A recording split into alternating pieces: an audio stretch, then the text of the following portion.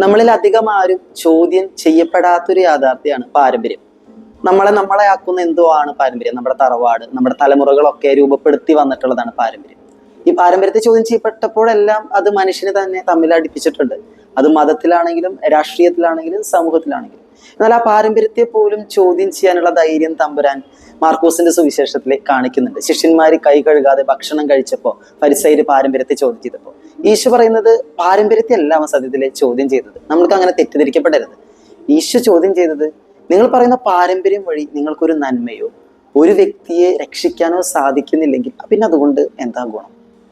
നന്മയ്ക്കും വ്യക്തിക്കും സമൂഹത്തിനും നന്മയ്ക്ക് കാരണമാകുന്നില്ലെങ്കിൽ, നമുക്ക് ഒരു നന്മ ഉണ്ടാക്കുന്നില്ലെങ്കിൽ, നമ്മൾ ഈ കടുംപിടുത്തത്തിൽ വാശി പിടിച്ചിട്ട് കൊണ്ടു നടക്കുന്ന പാരമ്പര്യങ്ങൾ കൊണ്ട് എന്താണ് ഗുണം? മാറ്റപ്പെടേണ്ടതെല്ലാം മാറ്റണ്ടേ? തിരുത്തി എഴുതപ്പെടേണ്ടതെല്ലാം തിരുത്തി തന്നെ എഴുതണ്ടേ? അങ്ങനെയാണെങ്കിൽ പാരമ്പര്യങ്ങളിൽ വരുത്തേണ്ട മാറ്റങ്ങൾ നമ്മളിലൂടെ തുടങ്ങണ്ടേ?